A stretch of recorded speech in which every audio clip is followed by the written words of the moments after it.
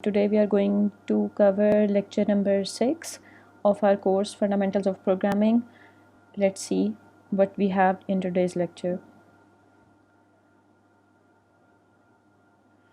In today's lecture there are two topics. One is the major topic and the other one we are going to start and will continue in the next class as well. First one is your switch statement, and this is one of your decision control statement. We are going to cover it in detail, and afterwards we are going to have some introduction about loops and the basic types of loops, that is iterative and conditional loops. So let's start our lecture with the switch statement. Actually, switch statement is an easy way to take decision or to run a block of statements with respect to some expression. For example, you are going to calculate an equation, any value stored in a value stored in any variable, and according to that value you want to run or execute a specific block of statements. Then you can use the switch statement.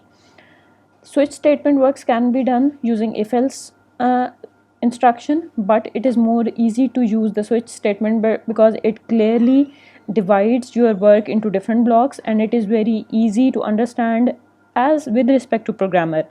There is nothing special for the user, or in other words the output. It is going to be the same, but for the programmer it provides a very easy method to convert your code into set of blocks and execute a particular block in case of a particular value. So this is your main flow of your switch statement.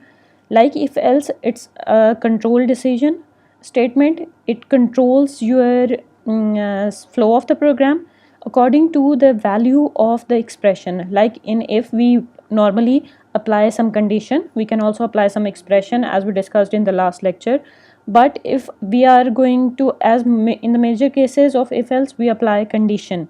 In switch statement, in majority of the cases, either we apply some expression, means some kind of equation which provide us some kind of results, or the variable in which already the result is saved. So we are going to use that variable or the expression in our switch statement. Like if statement, there is a switch statement, and in switch statement we apply that expression with respect to the all possible outputs of this expression. Means, for example, I applied the expression x plus y. Depending on the xy nature, as if I already know the xy is going to give me answer 1, 3, 7 and 9, for example.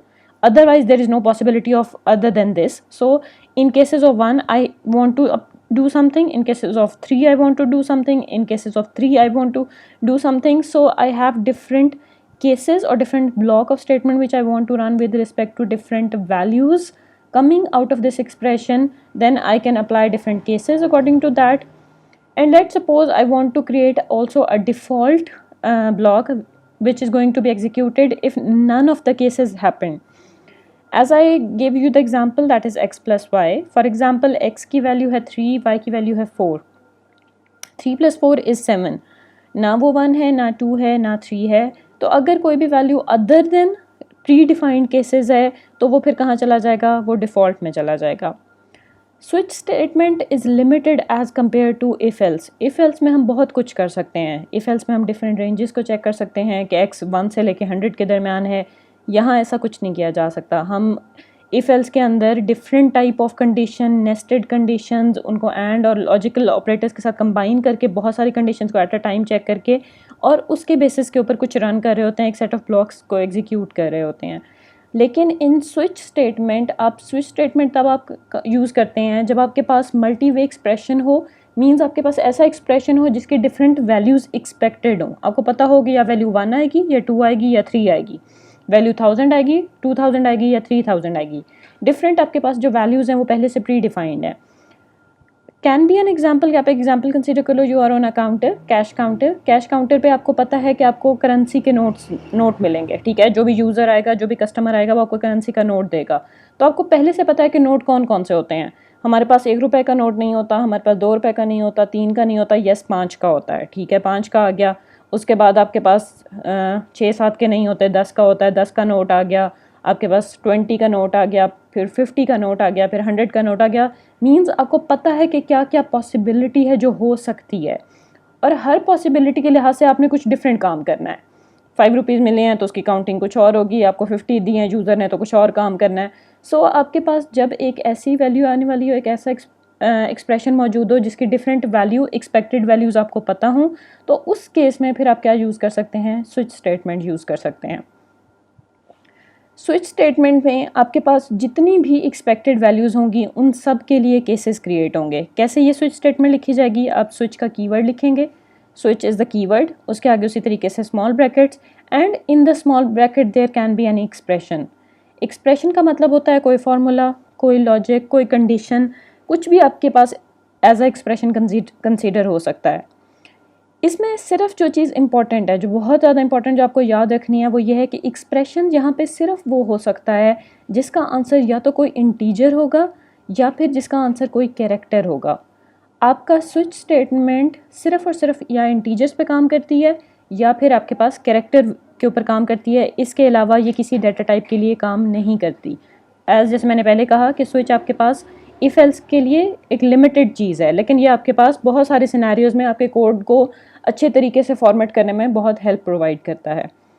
Expression ऐसा जिसका answer सिर्फ या number होगा या कोई character होगा, और इस एक्सप्रेशन की जितनी एक्सपेक्टेड वैल्यूज़ हैं, जितनी हमें अंदाज़ा है कि ये 1 हो सकती है, 3 हो सकती है, 1 में ये करना है, 2 के लिए ये करना है, 3 के लिए ये करना है, उतने हम केसेस क्रिएट करेंगे।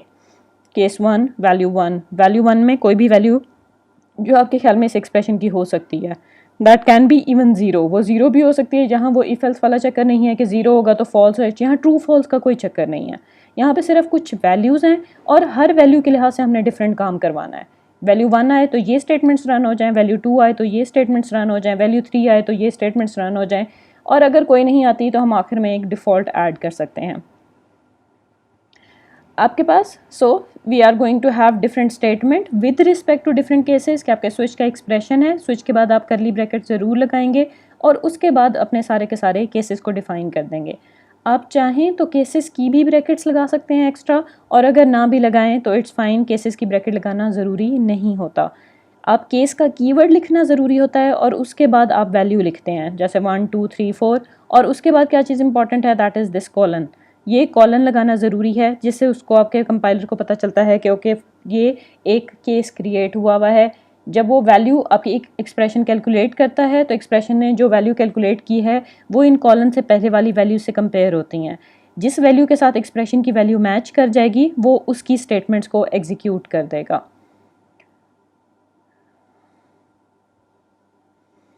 ओके, सो जनरल सिंटेक्स हमारे पास क्या हो गया है कि आपके पास स्विच के अंदर एक्सप्रेशन में आपके पास क्या है, केसेस के अंदर वैल्यूज़ के बाद आपके पास क्या है, कॉलन, और ये आपके पास सारे के सारे केसेस इस तरीके से लिस्ट डाउन हो जाएंगे। अगर फॉर एग्जांपल एक्सप्रेशन की वैल्यू मैच कर जाती है कोई थर्ड वाली केस से, तो ऑटोमेटिकली ये पहले दो केसेस को स्किप कर देगा, और स्किप करके कहाँ शिफ्ट कर जाएगा, थर्ड पे, और थर्ड को एग्जीक्यूट कर देगा।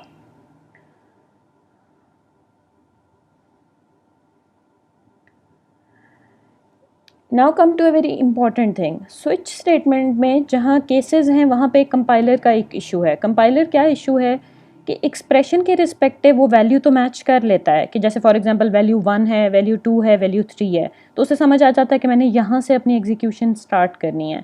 लेकिन वो इन सारे केसेस को डिस्टिंग्विश नहीं कर पाता, उसे ये नहीं समझ आता कि एक केस ख़त्म कहाँ पर हुआ है। तो अगर कंपाइलर के लिए, अगर मैं इससे लास्ट वाली स्लाइड्स पे जाऊँ, फॉर एग्जाम्पल ये हमने कोड लिखा हुआ है स्विच केस वैल्यू 1, तो आपके पास एक्सप्रेशन 1 की वैल्यू अगर वैल्यू 1 आई है तो वो यहाँ से इन स्टेटमेंट से रन करना शुरू करेगा, स्टेटमेंट फर्स्ट लिस्ट से स्टार्ट करना शुरू करेगा। लेकिन उसे ये समझ नहीं आएगा यहाँ पे कि एक दूसरा केस स्टार्ट हो गया तो मुझे आगे काम नहीं करना। उसे यहाँ पे हमें किसी तरीके से स्टॉप करना पड़ेगा कि उसका काम ख़त्म हो गया, बाकी केसेस से उसका लिंक नहीं है। तो केसेस को एक दूसरे से अलग करने के लिए हम क्या यूज़ करते हैं, that is break statement. Break statement बहुत इंपॉर्टेंट स्टेटमेंट है क्योंकि ये आगे चल के हमारे पास लूप्स में भी यूज़ होगी। सिर्फ ये ब्रेक स्टेटमेंट से रिलेटेड आप याद रखिएगा कि ब्रेक जहाँ पे भी आता है, ब्रेक की स्टेटमेंट जहाँ पे भी अकर हो रही है, तो वो करंटली जिन करली ब्रैकेट्स के दरमियान है आपका कंट्रोल उससे बाहर ले जाती है। वो जिस ब्लॉक के अंदर, जिस पर्टिकुलर इंस्ट्रक्शन के अंदर अभी काम कर रही है, बस वो उस इंस्ट्रक्शन से आपको निकाल के बाहर ले जाती है आपका कंट्रोल, और आपका प्रोग्राम आगे से रन होना शुरू हो जाता है। अब हम जितनी बार भी केस लगाएंगे, जितनी केसेस लगाएंगे, हर केस के साथ क्या अप्लाई करेंगे, एक ब्रेक की स्टेटमेंट अप्लाई करेंगे, and because of this break statement compiler is going to know that this case is over here, so it can shift to out of the control, कि आपका control यहाँ पे case 1 में for example पहली value गई थी तो उसने स्टेटमेंट उसकी रन की, उसके बाद उसे ब्रेक मिला तो ब्रेक की वजह से वो स्विच से बाहर आ जाएगा और उसके बाद जितनी स्टेटमेंट्स होंगी उनको रन करना शुरू कर देगा। अगर एक्सप्रेशन की वैल्यू 2 से मिल गई है तो वो 2 को रन करेगा, 2 के बाद उसे ब्रेक मिलेगी और वो बाहर आ जाएगा। अगर एक्सप्रेशन की वैल्यू 3 आई है तो वो डायरेक्टली 3 पे जाएगा, 3 के बाद वालों को रन करेगा, उसके बाद उसे ब्रेक में नज़र आएगा और वो ब्रेक की वजह से बाहर आ जाएगा। तो इस तरह से वो सिर्फ एक्सप्रेशन आपका सिर्फ वही ब्लॉक एग्जीक्यूट करेगा जो एक्सप्रेशन की वैल्यू बनी थी। 1 बनी थी तो 1 का ब्लॉक, 2 बनी थी तो 2 का ब्लॉक, 3 बनी थी तो 3 का block. So let's suppose we have this example. अगर हमारे पास ये एग्जाम्पल का कोड है और हम एक प्रोग्राम बना रहे हैं जिसमें हम काउंटिंग करना चाह रहे हैं कि हमारे प्रोग्राम में कितनी बार यूज़र ने ए प्रेस किया है, कितनी बार बी प्रेस किया है, कितनी बार सी प्रेस किया है। तो हम उसकी एक लेट्स सपोज कोई काउंट कर रहे हैं कि हमारा काउंट हो गया, ए काउंट हो गया, बी काउंट हो गया, सी काउंट हो गया। तो हम क्या कर सकते हैं, हम स्विच लगाएंगे, और स्विच किसके ऊपर लगाएंगे, यूज़र की ऑप्शन के ऊपर, कि यूज़र जो प्रेस कर रहा है वो हम जिस वेरिएबल में सेव कर रहे होंगे वो वेरिएबल का नाम हम यहाँ पे लिख देंगे। यूज़र आइदर ए प्रेस कर रहा है, बी प्रेस कर रहा है या सी प्रेस कर रहा है। तो ए के केस में उसने सिर्फ ए काउंट करना है, तो हमने ए काउंट प्लस प्लस किया कि ए का इंक्रीमेंट कर दे, और उसके बाद ब्रेक है, बी और सी को तो इंक्रीमेंट नहीं करना हमने, तो इस वजह से ब्रेक हम अप्लाई करेंगे और ब्रेक की वजह से आपका कंट्रोल प्रोग्राम से बाहर आ जाएगा। अगर आपके पास ऑप्शन यूज़र ने सी प्रेस की है तो डायरेक्टली वो सी के ऊपर आएगा, सी का काउंट प्लस प्लस करेगा कि सी में इंक्रीमेंट करेगा, और ब्रेक की वजह से प्रोग्राम इससे बाहर आ जाएगा। यहाँ पे देखें आपके पास क्या यूज़ हुआ है, कैरेक्टर। जैसे हमने शुरू में कहा था स्विच सिर्फ 2 डाटा टाइप्स पे काम करता है, कि केस के आगे सिर्फ 2 चीज़ें लिखी जा सकती हैं, या कोई नंबर लिखा जा सकता है, whole number, decimal numbers are not allowed, सिर्फ कोई होल नंबर लिखा जा सकता है, या फिर कोई कैरेक्टर लिखा जा सकता है, और ये सिर्फ इन 2 के लिए काम करता है। Okay, so this is the thing कि वो ऑप्शन उसके पास जो आई है वो उसको, अगर मेरे पास फॉर एग्जांपल यही कोड है और मैं ब्रेक नहीं लगाती हूँ तो मेरा नुकसान क्या होगा। लेट्स सपोज यूज़र ने ए प्रेस किया है तो उसने ए की वजह से वो यहाँ पे आएगा, वो करेगा ए काउंट प्लस प्लस, और उसके बाद वो इसको भी चला देगा बी काउंट प्लस प्लस, और इसको भी चला देगा सी काउंट प्लस प्लस, क्योंकि उसने लाइन बाय लाइन एग्जीक्यूट करते जाना है। तो ब्रेक का फ़ायदा ये होगा कि वो बाकी चीज़ों को स्किप करेगा और डायरेक्टली बाहर आ जाएगा। लेट्स सपोज आपके पास यूज़र की चॉइसेस, हमारे पास कुछ चॉइसेस हैं जिनके रिस्पेक्टिव हम काम करवा रहे हैं। फॉर एग्जांपल ए चॉइस है, बी चॉइस है, सी चॉइस है। हम इसके लिए तो हमने पर्टिकुलर कोई काउंटिंग करनी है। बाकी भी हमारे कीबोर्ड्स पे बहुत सारे कैरेक्टर्स हैं और यूज़र तो कुछ भी प्रेस कर सकता है। तो यूज़र की चॉइसेस तो अनलिमिटेड है, हमारी चॉइसेस जिसके लिए हमने काम करवाना है, हमारा सॉफ्टवेयर जो भी हम प्रोग्राम बना रहे हैं वो लिमिटेड है। जो काम हम करवाना चाह रहे थे उसके लिए तो हमने कोड कर दिया है, लेकिन अगर आपके पास यूज़र उसके अलावा कुछ प्रेस कर देता है, कोई भी वैल्यू इनके अलावा आ जाती है, तो उस केस में क्या होगा, स्क्रीन पे कुछ डिस्प्ले नहीं होगा, कोई काम नहीं होगा, क्योंकि वैल्यू किसी केस से मैच नहीं करेगी डायरेक्टली। फॉर एग्जांपल यूज़र ने डी प्रेस कर दिया तो डी तो है नहीं, तो वो डायरेक्टली स्विच से बाहर आ जाएगा। हम चाहते हैं कि अगर इन तीनों के अलावा कोई भी वैल्यू आए, डी, जी, 1, 2, कुछ भी, कोई भी और डिफरेंट वैल्यू आए, तो उसके इसमें एटलीस्ट स्क्रीन पे एक मैसेज लिखा हुआ आ जाए कि यू एंटर्ड इनकरेक्ट वैल्यू और समथिंग लाइक दिस। तो उसके लिए हम अपने स्विच के अंदर एक डिफ़ॉल्ट केस ऐड कर सकते हैं। डिफ़ॉल्ट केस आप कैसे ऐड करते हैं कि आपके पास जो भी आपका प्रोग्राम है, जो भी आपका प्रोग्राम है, स्विच लगाएंगे, स्विच के आगे ऑप्शंस लगाएंगे, उसके साथ उसी तरह केसेस लगा दिए, केसेस के ब्रेक लगा दिया, और उसके बाद मैंने क्या लिख दिया, डिफ़ॉल्ट। ये एक डिफ़ॉल्ट केस है, इसके पीछे केस लिखने की भी ज़रूरत नहीं होती। डिफ़ॉल्ट, और डिफ़ॉल्ट के अंदर मैंने जो भी करना है वो मैंने काम करवा दिया। जैसे ए बी सी की काउंटिंग करवा रही थी और उसके अलावा कुछ भी आ रहा है तो वो मैंने एक अलग वेरिएबल में काउंटिंग करवा दिया है, अदर काउंट। ए प्रेस हुआ है, बी प्रेस हुआ है, सी प्रेस हुआ है, और अगर वो नहीं हुआ तो मैंने क्या प्रिंट करवा दिया, that is other count. Example for our switch statements को अंडरस्टैंड करने के लिए हम एक छोटी सी एग्जाम्पल देख लेते हैं कि स्विच स्टेटमेंट कैसे काम करता है। I am going to consider an example. Let suppose आप एक सॉफ्टवेयर बना रहे हैं जो छोटे बच्चों के लिए है। आप उनको डिफरेंट फूड चॉइसेस प्रोवाइड कर रहे हैं और उनसे कह रहे हैं कि वो अपनी चॉइस सेलेक्ट करें। And according to their selection आप उनको अप्रिशिएट कर सकते हैं या फिर आप उनको कोई गाइडेंस दे सकते हैं, और इस तरीके के हम कोई डिफरेंट इंस्ट्रक्शंस उनके लिए प्रिंट करवा देंगे डिपेंडिंग कि उन्होंने क्या इंस्ट्रक्शन या क्या ऑप्शन सेलेक्ट की है। मैंने यूज़र से ऑप्शन लेनी है, यूज़र ने क्या प्रेस करना है। ऑब्वियसली स्टूडेंट्स, छोटे बच्चों के लिए ज़्यादा अंडरस्टैंडिंग क्या होता है, दैट इज़ ABC, वो अपने पास अल्फ़ाबेट्स को ज़्यादा इजीली अंडरस्टैंड कर सकते हैं। तो मैंने जो भी ऑप्शंस थी उनको सेव करने के लिए किस तरह का वेरिएबल ले लिया है, एक कैरेक्टर टाइप का, कि यूज़र जो है, जो आपके पास जो भी किड आपका सॉफ्टवेयर यूज़ कर रहा है, वो किड आपके पास या A प्रेस करेगा कीबोर्ड से, या B प्रेस करेगा, या C प्रेस करेगा। तो ABC आपके पास कैरेक्टर्स हैं, हमने उसको सेव करने के लिए कैरेक्टर वेरिएबल बना लिया। सबसे पहले हमने उनसे पूछ लिया कि प्लीज़ एंटर योर चॉइस, वो अपनी चॉइस सेलेक्ट करें, और 3 ऑप्शंस हमने स्क्रीन पे शो करवा दिए हैं।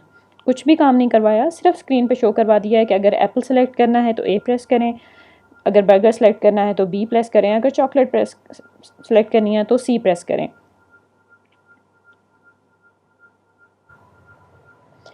अगर आपके पास यूज़र A प्रेस करता है तो वो इसका मतलब है कि हमने एप्पल के रिस्पेक्टिव उसको स्क्रीन पे कुछ शो करवाना है। अगर वो B प्रेस करता है मींस वो बर्गर पर सेलेक्ट कर रहा है तो हम उसे रिस्पेक्टिव कुछ शो करवाना है। एंड अगर वो C प्रेस करता है तो हमें चॉकलेट के रिस्पेक्टिव स्क्रीन पे कुछ शो करवाना है। हमने यूज़र से ऑप्शन गेट करनी है, इनपुट लेनी है, तो हमने उसके लिए क्या कर दिया, C इन ऑप्शन, हमने यूज़र से इनपुट ले ली। अब हमने इस ऑप्शन को चेक करना है कि यूज़र ने ऑप्शन क्या प्रेस की है। One of the method is कि आप सिंपल इफ़ एल्स यूज़ कर दें। If option is equal to A तो वो ये काम करे, if option is equal to B तो वो ये काम करे, if option is equal to C तो वो ये पर्टिकुलर काम करे। वही काम सेम हम किसके थ्रू कर सकते हैं, हम स्विच इंस्ट्रक्शन के थ्रू भी कर सकते हैं, जो ज़्यादा हमारे कोड को ज़्यादा अच्छी तरीके से फॉर्मेट भी कर देगा और ज़्यादा हमारे लिए बीइंग प्रोग्रामर उसको हैंडल करना ईजी होगा।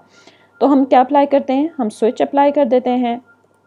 मैंने लिखा स्विच, और स्विच के आगे ब्रैकेट में मैं क्या लिखूंगी, वेरिएबल का नाम जिसकी वैल्यू के लिहाज से मैंने काम करवाना है। कौन सा वेरिएबल है हमारे पास, ऑप्शन, तो मैंने यहाँ पे इसके अंदर लिख दिया ऑप्शन, एंड उसके बाद मैं करली ब्रैकेट्स लगा दूंगी। स्विच स्टेटमेंट, स्विच के साथ आपने क्या प्रेस कर दिया, उसके अंदर वेरिएबल लिख दिया, और वेरिएबल के साथ आपने क्या लगा दी, करली ब्रैकेट्स। ये आपका स्विच स्टेटमेंट का मेन ब्लॉक बन गया है।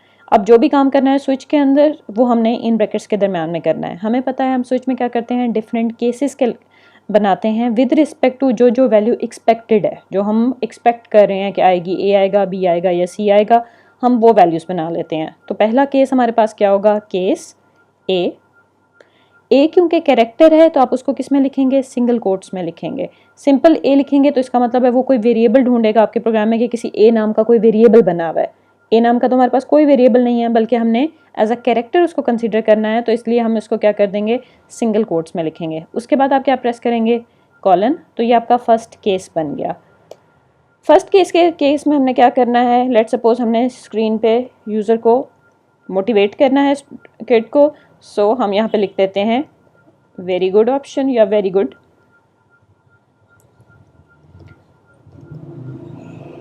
Selection for health. सो हमने स्क्रीन पे ये दिखा दिया उसको मोटिवेट करने के लिए कि आपके पास बहुत अच्छी ऑप्शन है। Okay, let me do it in this way ताकि आपको पूरा नज़र आता रहे। ठीक हो गया। तो यहाँ पे हमने स्क्रीन पे दिखा दिया कि it is a very good option to be selected. Second, अब आपके पास ये वाला ब्रेक मैंने यहाँ पे ख़त्म करना है, सिर्फ एक सी आउट का काम करना था, मैंने इसके अलावा और कोई काम नहीं करना, सिर्फ एक सी आउट का काम करना था, मेरा काम कंप्लीट हो गया है। तो मैंने इस केस को एंड करना है ताकि ये बाकी केसेस के साथ मिक्स ना हो जाए, तो मैं क्या यूज़ करूँगी, ब्रेक, सेमीकॉलन, और मेरे पास ये ब्रेक स्टेटमेंट हो गई। इसके बाद अब हम नेक्स्ट केस बनाएंगे, केस दूसरा केस क्या है, दैट इज़ बी के केस में हमने क्या करवाना है, उस केस में भी हमें कुछ एक पर्टिकुलर चीज़ इंस्ट्रक्शन स्क्रीन पे प्रिंट करवानी है। लेट सपोज हम किड्स को ये मेंशन करना चाह रहे हैं कि if they want to take the burger so only good in lunch, कि अगर वो लंच के लिए बर्गर ले रहा है तो इट्स ओके, वो बर्गर ले सकता है, वरना वो उसके लिए हेल्दी नहीं है तो वो सिर्फ लंच के लिए ले ले। सो ओनली गुड इन लंच हमने यहाँ पे ये मेंशन कर दिया। बेशक आप इसके आगे एंड लगाते जाएं ताकि आपका कोड स्क्रीन पे अच्छे तरीके से फॉर्मेट रहे।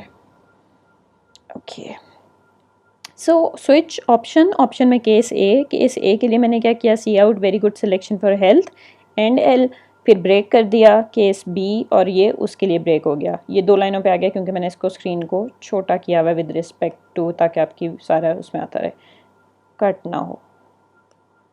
अगर आप कट होने से परेशान हो रहे हैं तो मैं थोड़ा सा दिखा देती हूँ। Okay, so this is case A, ये हमने कर दिया। दिस इज़ केस बी, इसको हमने रन कर दिया। Now we are going to have last case, that is case C.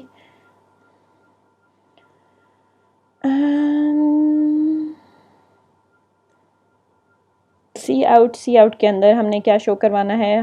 Obviously chocolate है, too much chocolate is not good for health, तो हम यही लिख देते हैं, avoid too much chocolate. Okay, so we printed an other option like this. तो हमने यहाँ पे तीनों ऑप्शंस के लिहाज से जो भी हम स्क्रीन पे शो करवाना चाहते थे हमने वो शो करवा दिया है। केस 1 हो तो ये करना है, केस बी है तो ये करना है, केस सी है तो ये करना है।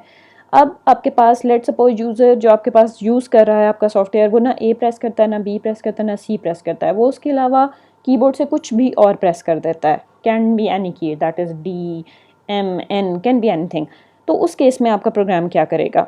ऑब्वियसली जितना कोड अभी तक हमने लिखा हुआ है उस केस में ये कुछ नहीं करेगा। आपकी स्क्रीन ए बी सी के रिस्पेक्ट तो आपकी स्क्रीन पे कुछ नज़र आएगा, लेकिन उसके अलावा अगर कुछ भी प्रेस किया जाएगा तो वो आपके पास नज़र नहीं आएगा। अगर आप इसको रन करके देखना चाहते हैं तो मैं आपको इसको रन करके दिखा देती हूँ। It will take some time. So अगर आपके पास ए बी सी के अलावा कुछ भी आपकी वैल्यू सेलेक्ट करता है यूज़र, तो आपकी स्क्रीन पे कुछ नज़र नहीं आएगा, क्योंकि हमने उसके लिए कुछ किया ही नहीं है, हमने कोई कोड नहीं लिखा हुआ जो उसके रिस्पेक्टिव काम करता हो। सो this is your output screen. आपके पास क्या प्रोग्राम रन हो रहा है? प्रोग्राम में जो ऑप्शंस थी, enter your choice A B C, उसी तरीके से ए बी सी चॉइसेस लिखी हुई आ गई। मैंने चॉइस एंटर करनी है, तो यहाँ पे मैं कौन सी ऑप्शन सेलेक्ट करूँ? अगर मैं ए सेलेक्ट करूँगी तो मेरे पास क्या लिखा हुआ आना चाहिए? ऊपर से देख के बताएं। यस, अगर मैं ए सेलेक्ट करूँगी तो मेरे पास लिखा आना चाहिए very good selection for health. Okay, so हमारे पास एग्जैक्टली वही लिखा हुआ आ गया, very good selection for health, और हमारा प्रोग्राम क्लोज हो गया। अगर मैं इसी प्रोग्राम को अगर मैं उसी प्रोग्राम को दोबारा रन करती हूँ और इस बार मैं बी प्रेस करती हूँ तो मेरे पास क्या आएगा? Only good in lunch. Burger के लिए मेरे पास ये इंस्ट्रक्शन आ गई। सिमिलरली अगर मैं एक बार फिर इसको रन करती हूँ और मैं सी सेलेक्ट करती हूँ तो मेरे पास क्या आएगा? Avoid too much chocolates. तो ये मेरे पास 3 आ गई। अब इसको चेक कर लेते हैं कि अगर मैं इसके अलावा कुछ भी प्रेस करती हूँ, ए बी सी के अलावा कुछ भी प्रेस करती हूँ, लेट्स सपोज मैंने एम प्रेस कर दिया है, तो उस केस में क्या होगा? कुछ भी नहीं हुआ और प्रोग्राम एंड हो गया। कुछ भी इंस्ट्रक्शन प्रोग्राम स्क्रीन पे दिए बगैर प्रोग्राम एंड हो जाने का मतलब है कि यूज़र को तो समझ नहीं आएगा कि एम होने पे प्रेस बंद क्यों हो गया। मैं तो एक वैल्यू दे रही हूँ, उस वैल्यू के रिस्पेक्टिव से कुछ तो करना चाहिए, right? We can not consider the user as the intelligent, we consider our software as the intelligent, कि हमारे सॉफ्टवेयर को इंटेलिजेंट होना चाहिए और उसे हर इनपुट के रिस्पेक्टिव कुछ ना कुछ एक्शन करना चाहिए। हम यूज़र पे डिपेंडेंट नहीं हो सकते कि यूज़र खुद ज़हीन होगा, खुद समझदार होगा कि वो गलत एंटर कर रहा है, उसे समझ आ जाएगी। हमने ये कभी नहीं करना। हमेशा हम अपने प्रोग्राम में वो सारी की सारी चीज़ें हैंडल करने की कोशिश करेंगे जो भी यूज़र अप्लाई कर सकता है, जो भी यूज़र कर सकता है। तो हमें कोई ऐसा केस बनाना है जो इन 3 वैल्यूज़ के अलावा हैंडल कर सके। So that is called the default case, कि जहाँ पे आपने, मैं इस आउटपुट स्क्रीन ख़त्म कर देती हूँ। तो हमारे पास 3 केसेस थे। अब इन 3 केसेस के साथ मैं एक और केस ऐड कर दूँगी। मैंने ये 3rd केस सी का क्लोज़ कर दिया और उसके बाद क्या कर दूँगी? डिफ़ॉल्ट। ये डिफ़ॉल्ट केस हो गया। और डिफ़ॉल्ट केस के में हमने क्या किया? Cout incorrect option selected.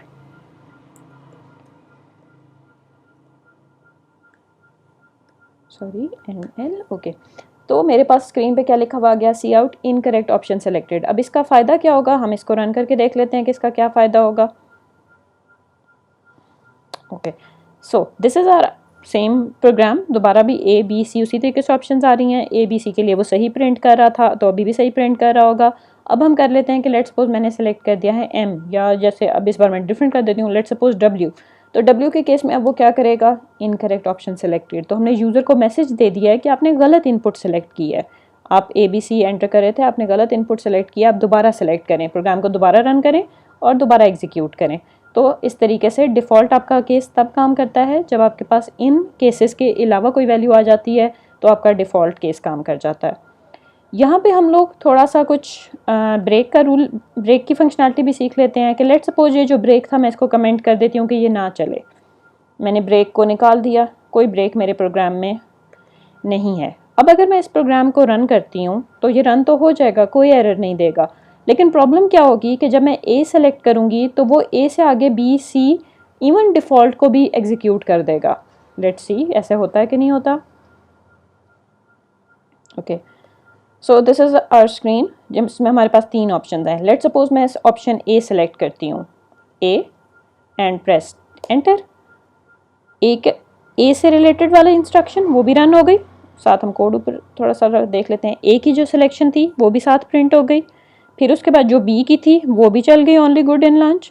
जो सी की थी वो भी चल गई क्योंकि वो उस इंस्ट्रक्शन से जो जो केस मैच कर गया उससे आगे ऑनवर्ड सारी सेलेक्ट करा, यहाँ तक कि उसने ये भी दिखा दिया कि अवॉइड इनकरेक्ट ऑप्शन सेलेक्टेड, क्योंकि उसने डिफ़ॉल्ट को भी एग्जीक्यूट कर दिया है। डिफ़ॉल्ट में जो कुछ लिखा हुआ था उसने वो भी प्रिंट करवा दिया है, जो हमारे पास गलत अप्रोच है। अगर मैं इस प्रोग्राम को एक बार फिर रन करती हूँ और मैं ऑप्शन सेलेक्ट करती हूँ बी, तो आपके ख्याल में स्क्रीन पे क्या आएगा? यस राइट, अगर मैं बी सेलेक्ट करती हूँ तो वो ए को तो स्किप कर देगा क्योंकि वो उससे ऊपर वालों को नहीं देखता, जहाँ वैल्यू मैच कर जाती है उससे लेके नीचे सबको एग्जीक्यूट कर देता है। तो जब मैंने बी सेलेक्ट की है तो उसने दिखाया ओनली गुड इन लंच, लेकिन उसने सी और डिफ़ॉल्ट के लाइंस को भी साथ ही प्रिंट कर दिया, वो वाला काम भी कर दिया जो नहीं करना था। सो ब्रेक स्टेटमेंट हमारे लिए इंपॉर्टेंट होती है ताकि हमारे केसेस एक दूसरे से डिस्टिंग्विश हो सकें, कंपाइलर को पता चल सके कि यहाँ पे एक केस ख़त्म हो गया है, मैंने दूसरे केस में एंटर नहीं होना और मैंने स्विच से बाहर शिफ्ट कर जाना है। So break is very important in our switch instruction. So this is our simplest program. इसमें हमने, let me make it a little smaller code ताकि हम ज़्यादा से ज़्यादा कोड स्क्रीन पे देख सकें, not less than this. Okay, so this is our code जिसमें हमारे पास एक मेन फंक्शन है। मेन फंक्शन में हमने एक कैरेक्टर वेरिएबल बनाया था, यूज़र से ऑप्शन ली थी और यूज़र ने जो ऑप्शन सेलेक्ट की है उसके रिस्पेक्टिव हमने केसेस क्रिएट किए। हर केस में कुछ इंस्ट्रक्शंस हो सकती हैं और उस इंस्ट्रक्शंस के बाद ब्रेक इंस्ट्रक्शन होना ज़रूरी है ताकि कंपाइलर को समझ आ सके कि एक केस की इंस्ट्रक्शंस ख़त्म हो गई हैं और वो फिर स्विच से बाहर शिफ्ट कर जाए। अगर आप एक केस में एक से ज़्यादा स्टेटमेंट्स रन करना चाहते हैं तो वो भी बिल्कुल कर सकते हैं।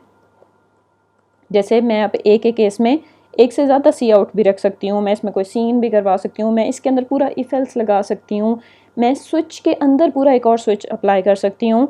सो that's all about your whole program logic कि आपको इसके अंदर एक पर्टिकुलर केस में क्या काम करवाने हैं।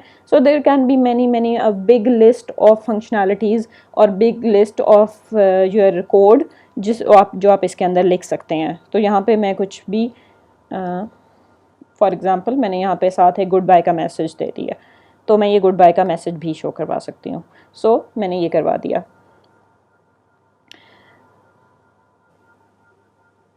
Okay, after that example now we have another example. इस एग्जाम्पल में हम यूज़र से पूछ रहे हैं about the fundamental of programming course के यूज़र के रिस्पेक्टिव ये कोर्स ईजी है या नहीं है। अगर वो वाई प्रेस करता है तो हम उसे कुछ एक पर्टिकुलर मैसेज शो करवा रहे हैं, और अगर वो नो प्रेस करता है तो हम उसके रिस्पेक्टिव कुछ पर्टिकुलरली शो करवा रहे हैं, और अगर वो इनके अलावा कुछ भी प्रिंट नहीं करता तो हम उससे दोबारा पूछ रहे हैं कि वो येस कहना चाह रहा है या वो नो कहना चाह रहा है। So using switch we applied some cases और उन केसेस के रिस्पेक्टिव हमने इस प्रोग्राम को इम्प्लीमेंट किया हुआ है। So you can go through this example by yourself and then move to the next one. Sorry, okay, it's the same one. Okay, let's suppose we have another example. In this example we are going to have some input values as the grade. हम user से कोई grade पूछना चाह रहे हैं कि user अपना grade enter करे, और या फिर हम फिक्स ग्रेड उसे खुद बता रहे हैं और उन ग्रेड्स के रिस्पेक्टिव हम स्क्रीन पे कुछ डिस्प्ले करना चाह रहे हैं।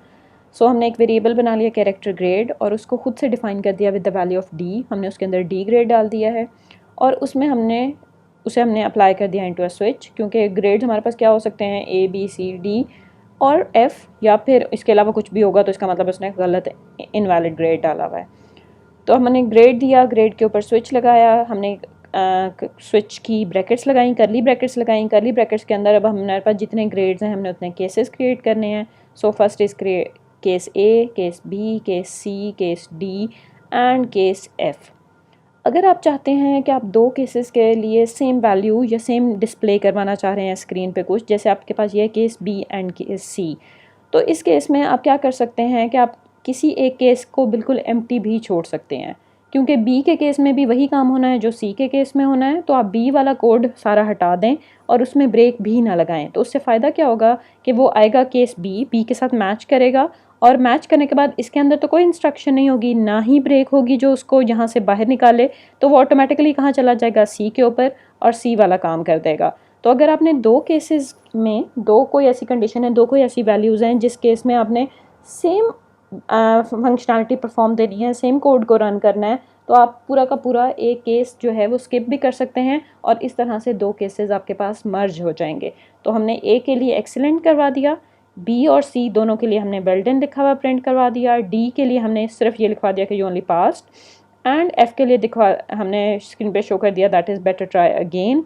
एंड फॉर द डिफ़ॉल्ट कि अगर यूज़र ने ए बी सी डी और एफ में से कुछ भी प्रेस नहीं किया तो हमने कह दिया कि इनवैलिड ग्रेड, कि आपने गलत ग्रेड एंटर किया हुआ है। और साथ ही हमने स्क्रीन पे वो ग्रेड भी डिस्प्ले करवा दिया कि एक्चुअली आपका ग्रेड था क्या, क्योंकि हमने ग्रेड हार्ड कोड किया हुआ है, हम लोग यूज़र से नहीं ले रहे। अगर यूज़र से ले रहे हैं तो ऑब्वियसली उसको पता होगा कि उसका ग्रेड क्या है। ये काम करने के लिए हम एक और एग्जांपल देख लेते हैं। Now back to the same example again, हम उसी एग्जाम्पल को दोबारा देखते हैं और इस चीज़ को अंडरस्टैंड करने की कोशिश करते हैं कि किस तरीके से केसेस मर्ज हो सकते हैं। जैसे हमने पहले कहा था कि आपके पास केसेस, डिफरेंट केसेस आपस में मर्ज हो सकते हैं, हम उस एग्जाम्पल को यहाँ हमें अप्लाई करने की क्यों ज़रूरत है। हमने यूज़र से कहा है कि वो ए प्रेस करे for apple, B for burger and C for the chocolate, लेकिन हमने कहीं पे भी ये मेंशन तो नहीं किया, ना ही हम यूज़र को रिस्ट्रिक्ट करते हैं कि वो कैपिटल ए, कैपिटल बी और कैपिटल सी ही प्रेस करेगा। हो सकता है यूज़र इसको रन करे और रन करने के लिए वो उसको क्या करे, ए की जगह, कैपिटल ए की जगह स्मॉल ए एंटर कर दे। Let's have a look. A के लिए apple, B for burger, C for chocolate, हमने यूज़र ने प्रेस कर दिया small A. Programming is a case sensitive, computer कभी इन दोनों को सेम कंसीडर नहीं कर सकता। स्मॉल ए, कैपिटल ए, हमें इंग्लिश आती है, हमें पता है कि ये दोनों सेम है, लेकिन कंपाइलर को नहीं पता, कंप्यूटर को नहीं पता। तो कंप्यूटर कहेगा कि ये, वो समझेगा वो इन तीनों में से कोई ऑप्शन नहीं है, तो वो कहाँ शिफ्ट हो जाएगा, डिफ़ॉल्ट में। तो हम जब रन करते हैं तो वो हमें क्या एरर दे देता है, that is incorrect option selected. इसका मतलब है हमें ए, स्मॉल ए बी सी के लिए भी बनाना पड़ेगा, क्योंकि लॉजिकली तो ये सेम होती है, कैपिटल ए और स्मॉल ए सेम है, तो ये आपके पास सेम वैल्यूज़ हैं। तो हमें 3 केसेस और बनाने पड़ेंगे जिनके अंदर हमने सेम काम करवाना है। मीन्स हमने कैपिटल ए का काम करवाया हुआ है, मैं इसके बाद एक और केस बनाऊँ, केस, लेकिन वो क्या होगा, स्मॉल ए, उसके आगे कॉलन, और इसके अंदर भी यही सब कुछ दोबारा कॉपी करके पेस्ट कर दूँ जो मैंने कैपिटल ए के लिए किया हुआ है, क्योंकि दोनों केसेस में मैंने काम सेम करना है। इस तरीके से करने से मेरा काम तो हो जाएगा, लेकिन मेरा काम क्या, प्रॉब्लम क्या हो रही है, मेरा प्रोग्राम बिला वजह लंबा होता जा रहा है, मेरा कोड ज़्यादा होता जा रहा है, और कोड जब इतना ज़्यादा हो जाएगा तो ऑब्वियसली उसको हैंडल करना थोड़ा मुश्किल हो जाएगा। तो आपके पास यहाँ पे कोड को हैंडल करने के लिए, हम उसको शॉर्ट करने के लिए क्या कर सकते हैं कि जब दो केसेस के लिए बिल्कुल सेम काम करवाना हो तो हम एक पूरा का पूरा केस का अंदर की सारा का सारा काम स्किप भी कर सकते हैं। तो ये इस तरीके से दोनों केसेस के मर्ज हो गए, और ये दोनों केसेस में क्या काम करेगा, ये काम कर देगा। अब चाहे कैपिटल ए एंटर हुआ है तो भी उसके आगे क्योंकि कुछ नहीं है, ऑटोमेटिकली वो दूसरे केस पे आएगा और इसको एग्जीक्यूट कर देगा। अगर बी प्रेस हुआ है तो यहाँ आ जाएगा, केस सी आया तो यहाँ हो जाएगा। तो इस तरीके से हम डिफरेंट केसेस को मर्ज कर सकते हैं। केस बी मैंने क्रिएट कर दिया स्मॉल बी के लिए, and similar case C create कर दिया मैंने और उसको इसके साथ मर्ज कर दिया। और इन केसेस के आगे मैंने कोई भी उसकी फंक्शनैलिटी कुछ भी नहीं लिखा। क्यों नहीं लिखा? क्योंकि मैं खुद से चाह रही हूँ कि जब भी अगर स्मॉल बी भी एंटर हो तो ऑटोमेटिकली वो कहाँ चला जाए, उससे अगले वाले केस के ऊपर जो कैपिटल बी का है और वो ये काम कर दे। अगर सी भी प्रेस हुआ है तो वो कुछ ना करे, कैपिटल सी वाले पे चला जाए और उसका काम एग्जीक्यूट कर दे। अब हम रन करके देखते हैं क्या इसने हमारा प्रॉब्लम सॉल्व किया है।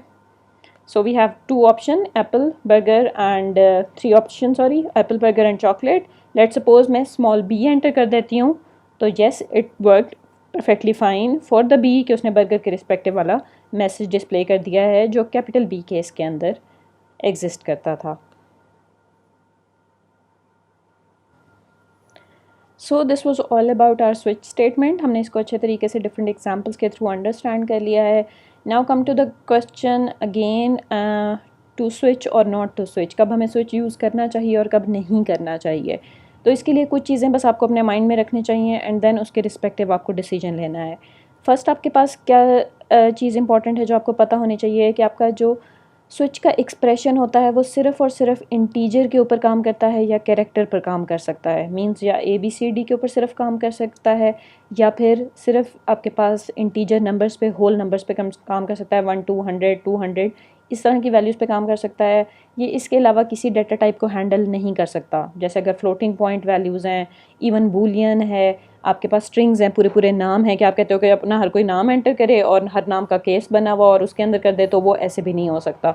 हमें उसके लिए फिर उसका ऑल्टरनेट यूज़ करना पड़ेगा कि हम कहेंगे कि आप उसको ऑप्शंस दे सकते हैं और उन ऑप्शंस में से वो कोई सिलेक्ट कर सकता है और वो ऑप्शन हम किसी इंटीजर या कैरेक्टर में सेव कर लेंगे, जैसे हम अभी अपने एग्जांपल में कैरेक्टर में सेव कर रहे थे, और उसके रिस्पेक्टिव कर सकते हैं. So we can handle only integer और character data type in switch.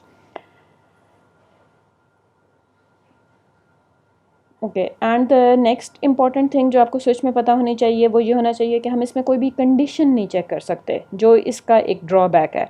कि अगर आपको कंडीशन चेक करने के लिए कहा गया है कि आपसे कहा गया है कि if value is less then 100 तो आप ये प्रिंट करवा दें, if value is less then 1000 तो ये प्रिंट करवा दें. तो उस केसेस में वो कुछ कंडीशंस हैं जो हमने चेक करनी है. कोई फिक्स नंबर्स या वैल्यूज़ नहीं है जिसके रिस्पेक्टिव काम करना है, तो वो भी हम स्विच में नहीं कर सकते. उसके लिए फिर आप बाउंड हो जाते हैं कि आप इफ़ एल्स को ही यूज़ करेंगे. स्विच सिर्फ और सिर्फ कहाँ हेल्पफुल होता है, जहाँ आपके पास ऑप्शंस हैं, जहाँ आपके पास मेन्यू है और यूज़र को आप डिफरेंट ऑप्शंस दे रहे हैं और आपने उन ऑप्शंस के लिहाज से जब कोई काम करवाना है तो उसके लिए फिर आपके पास स्विच सबसे बेटर अप्रोच होती है.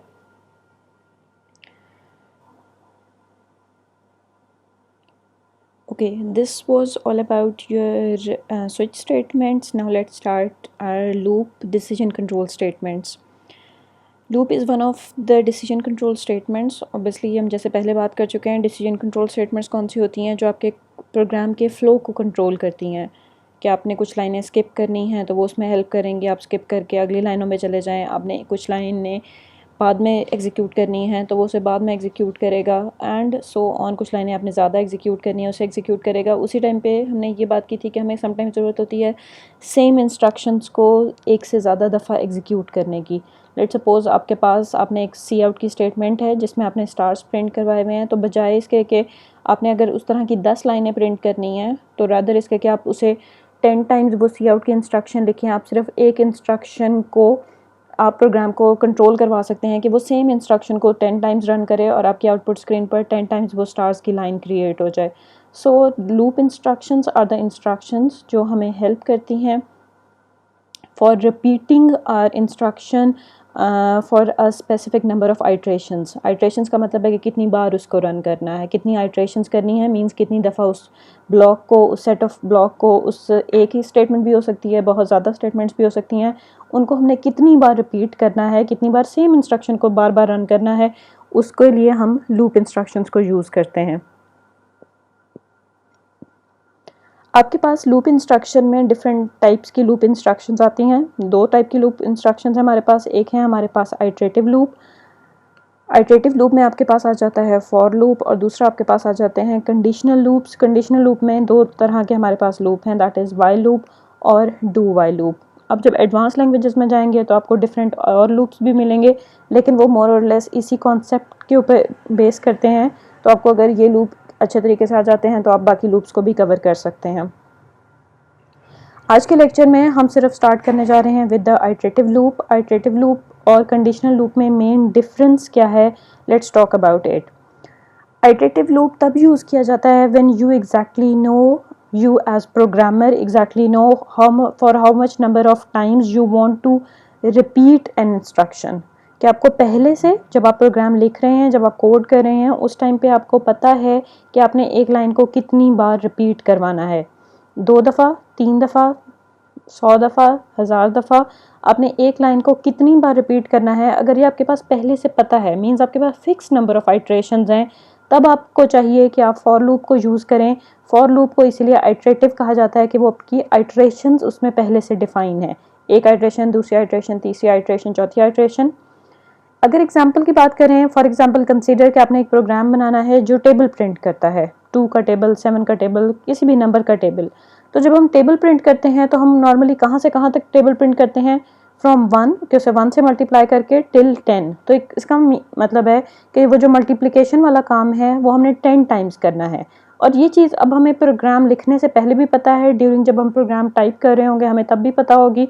सो इस तरह के सिनेरियो में बेस्ट लूप कौन सा कंसीडर होगा, दैट इज़ आइट्रेटिव लूप, कि हम फॉर लूप को यूज़ करते हुए किसी भी नंबर का टेबल प्रिंट करवा देंगे। लेकिन फॉर एग्जांपल आपके पास सम टाइम रियल लाइफ में हमेशा आपको फिक्स नंबर ऑफ आइट्रेशंस नहीं पता होती। आपने एक यूज़र से कोई ऑप्शन लेनी है, यूज़र से हमने कहा है कि वो कोई डाटा एंटर करे और वो एंटर करता रहे जब तक कि वो फाइनली एन प्रेस नहीं करता, ठीक है। अब आपको तो नहीं पता कि वो कितनी बार प्रेस करेगा, हो सकता है वो बहुत सारी कीज़ बहुत घंटों तक प्रेस करता रहे लेकिन एन प्रेस ना करे। हमारे प्रोग्राम को तब तक चलते रहना है जब तक कि वो एन प्रेस नहीं कर रहा। तो इसका मतलब है कि जो लूप की आइट्रेशंस हैं कि उसने कितनी बार डाटा एंटर करना है, ये जो आपके पास आइट्रेशंस हैं ये डिपेंड करती हैं किसी कंडीशन के ऊपर। जब आपके पास फिक्स नंबर ऑफ आइट्रेशन नहीं पता, वो आइट्रेशन हो सकता है सिर्फ एक हो, वो आइट्रेशन हो सकता है कि 10 हो, वो आइट्रेशन हो सकता है कि 1000 हो। जब आपको पहले से बीइंग प्रोग्रामर नहीं पता कि ये कितनी दफ़ा रन होगी, लेकिन आपको एक कंडीशन पता है कि जिस कंडीशन कि जब तक वो कंडीशन ट्रू है तब तक करते रहना है, ठीक है। तो उस केस में हम कंडीशनल लूप यूज़ करते हैं। When you want to repeat an instruction based on some condition while the condition is true, जब तक वो कंडीशन ट्रू है तो लूप चलता रहे। इसी तरीके से same for the do while, वो भी एक कंडीशन के बेस पे होता है कि जब तक कंडीशन ट्रू है वो काम करता रहे, लेकिन उसका वाइल से थोड़ा सा डिफरेंस है, वो जब हम कवर करेंगे उसमें हम बात करेंगे डिटेल में।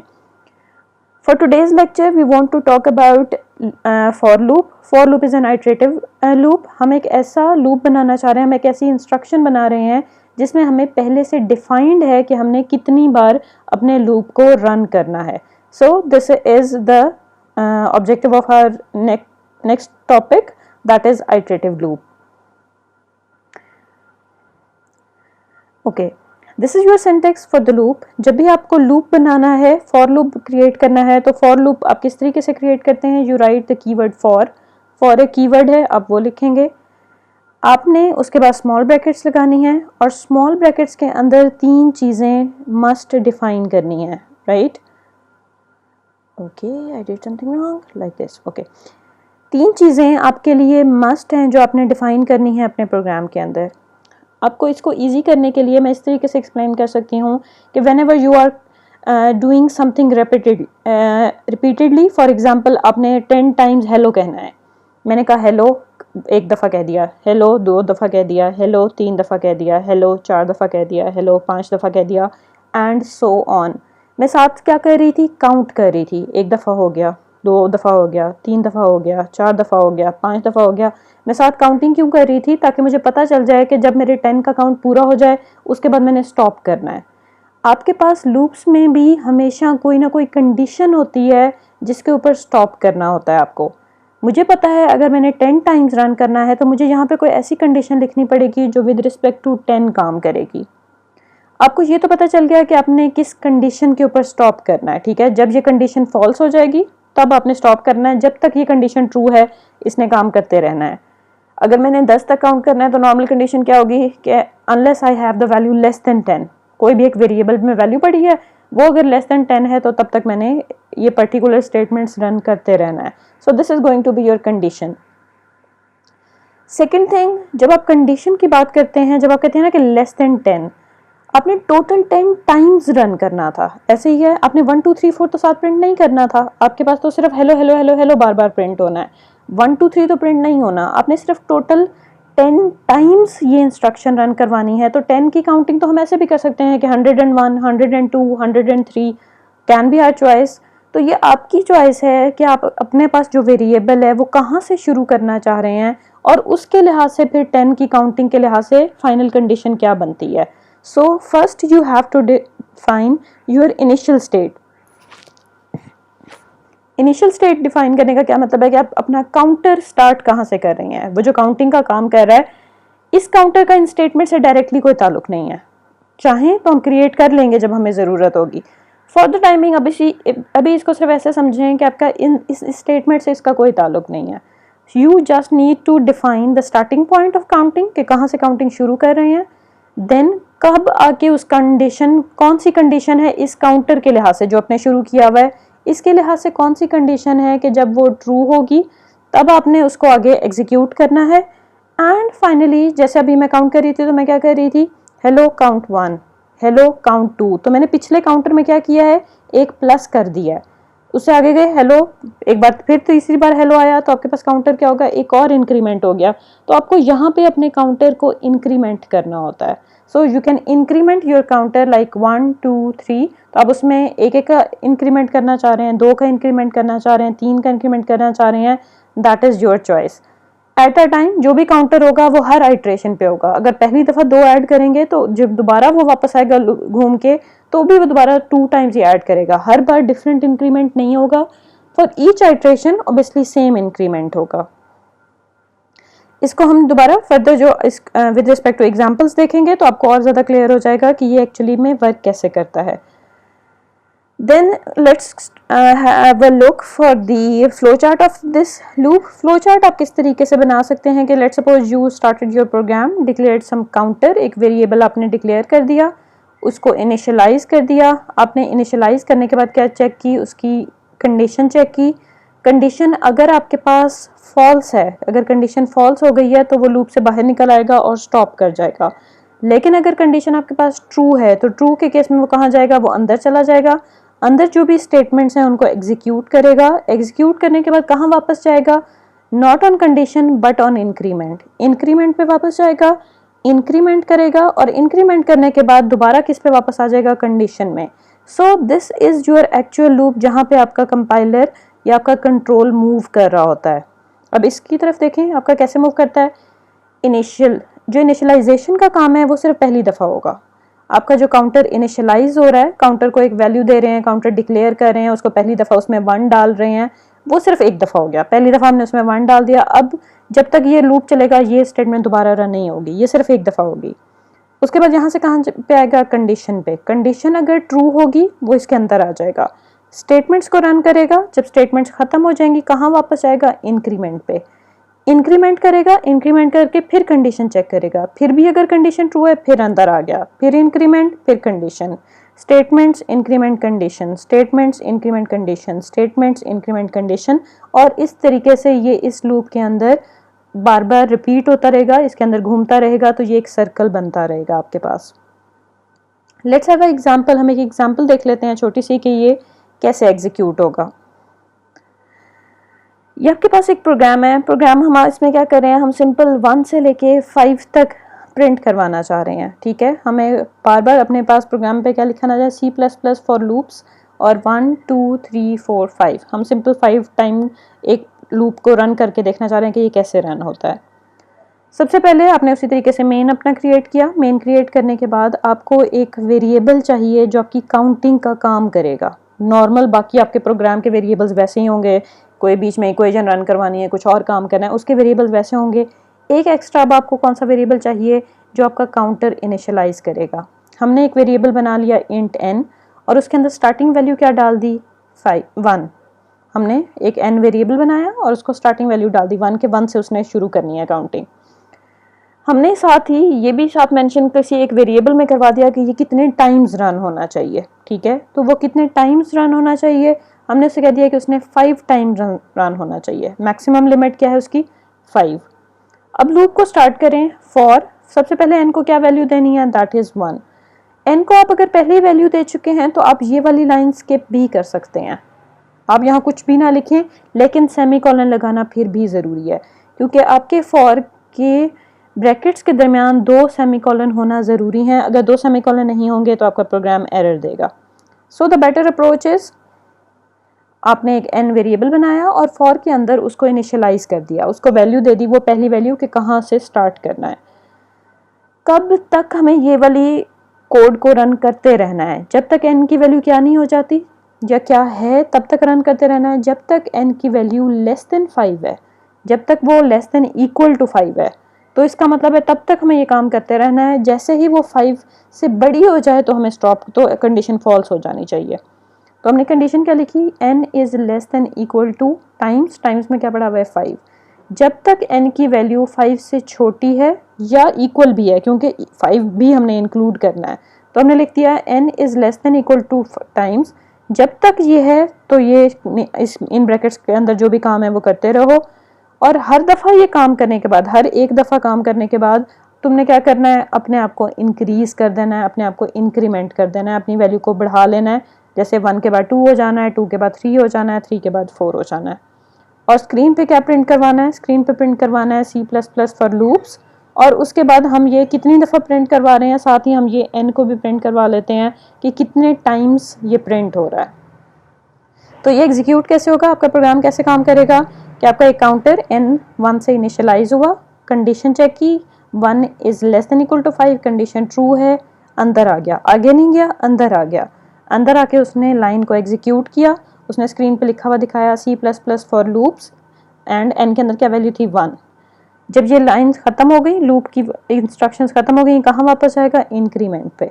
इंक्रीमेंट इसने खुद को किया, वैल्यू हो गई 2, फिर कंडीशन चेक की, 2 is less than equal to 5, condition true है, फिर अंदर आ गया, लाइन को प्रिंट किया, प्रिंट करके फिर कहाँ गया, प्लस पे, n को प्लस किया, 3 हो गई, 3 is still less than equal to 5 है, फिर अंदर आ गया, फिर प्रिंट करवाया, फिर ऊपर गया, 4 हो गया, 4 पे भी कंडीशन चेक की, 4 के लिए भी कंडीशन ट्रू है, फिर प्रिंट करवाया, फिर ऊपर गया, 5 हो गया, 5 पे चेक किया, 5 is less than equal to 5, हाँ वो इक्वल है तो भी कंडीशन ट्रू हो गई, अंदर आया, उसने फिर प्रिंट करवाया, प्रिंट करवा के फिर वो ऊपर चला गया, अब क्या होगी n की value 6।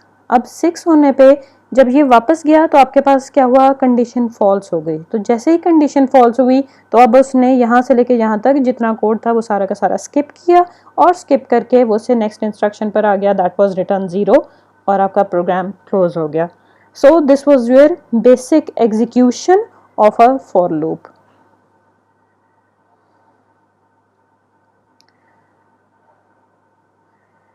Okay, for example there is an other example, अगर आप एक प्रोग्राम बनाना चाह रहे हैं और उस प्रोग्राम में आप क्या करना चाह रहे हैं कि आप 1 से लेके 10 तक डिफरेंट नंबर्स को प्रिंट करना चाह रहे हैं, 1 2 3 4 5 6 10 नंबर्स प्रिंट करना चाह रहे हैं, तो आप सिंपली कैसे कर सकते हैं कि आप अपने पास मेन स्टार्ट करें, मेन के अंदर ही डायरेक्टली भी आप अपना काउंटर डिक्लेयर कर सकते हैं। ज़रूरी नहीं है कि आप वो जो काउंटर का आपको वेरिएबल चाहिए वो आपने ऊपर बनाया हुआ हो, वो आप फॉर के अंदर भी क्रिएट कर सकते हैं।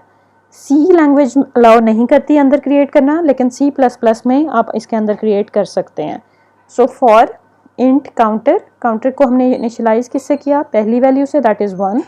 कब तक आगे जाता रहना है, जब तक लेस देन इक्वल टू 10 है, जब तक 10 से छोटा है या फिर 10 के इक्वल है तब तक हमने ये काम करना है। और काम क्या करना है कि हमने स्क्रीन पे यही सिंपल जो हमारा काउंटर है उसको प्रिंट करवा देना है, सी आउट काउंटर, बीच में साथ थोड़ी स्पेस प्रिंट करवा देनी है। और उसके बाद जब जैसे ही हम कोई एक नंबर प्रिंट करवाएं तो एक नंबर प्रिंट करने के बाद काउंटर ने खुद को क्या कर देना है, इंक्रीज कर देना है, इंक्रीमेंट कर देना है। तो काउंटर प्लस प्लस हो जाएगा, 2 हो जाएगा, 2 is less then 10, condition true, फिर नीचे आया, 2 को प्रिंट करवाया, फिर ऊपर गया, काउंटर प्लस प्लस होने से 3 हो गया, यहाँ आया, 3 is less than equal to 10, 3 print करवाया, एंड सो ऑन, वो इस लूप में चलता रहेगा अनलेस के काउंटर की क्या वैल्यू हो जाएगी, यस काउंटर की वैल्यू हो जाएगी 11, 11 is less than equal to 10, condition false, और ये लूप से बाहर आ गया। अगर हम बाहर आने के बाद यहाँ पे अपने पास फॉर एग्जांपल इस स्पेसिफिक लाइन में ओके अगर मैं यहाँ पर सी आउट करवा देती हूँ काउंटर दोबारा, तो आपके ख्याल में क्या सी आउट होगा, यहाँ पे काउंटर की वैल्यू क्या होगी, यस एग्जैक्टली यहाँ पे काउंटर की वैल्यू होगी 11, क्योंकि 11 होने पे ये लूप से बाहर आया था, 10 तक तो वो अंदर काम कर रहा था, जैसे ही 11 वैल्यू हुई थी तो वो लूप से बाहर आ गया था, जब बाहर आके हमने उसको प्रिंट करवाया तो उसकी वैल्यू हो चुकी होगी, that is 11। So this was all about today's lecture and this was very important lecture as well. इसमें हम लोगों ने स्विच स्टेटमेंट सीखी जो बहुत इंपॉर्टेंट है, जो आगे बहुत यूज़फुल रहेगी आपके प्रोजेक्ट्स के लिए भी और आपके डिफरेंट सॉफ्टवेयर डेवलपमेंट के लिए। And then we started our very very very important topic of the programming, that was loops, कि आप किस तरीके से अपनी कुछ इंस्ट्रक्शंस को रिपीटेडली रन कर सकते हैं, एग्जीक्यूट करवा सकते हैं, जिसमें अभी हमने सिर्फ और सिर्फ फॉर लूप को कवर किया है और उसकी बेसिक फंक्शनैलिटी को कवर किया है। In the discussion session we will go through some activities, हम कुछ एक्टिविटीज़ को कवर करेंगे और कुछ एग्जांपल्स को कवर करेंगे ताकि हम फॉर लूप को और ज़्यादा अच्छे तरीके से अंडरस्टैंड कर सकें। Basic concept is the same जो अभी यहाँ हमने डिस्कस किया है, और इसकी हम डिफरेंट एग्जांपल्स करेंगे ताकि हमारा कॉन्सेप्ट और ज़्यादा क्लियर हो जाए। So please note down any question regarding switch statement और दी फॉर लूप। Thank you.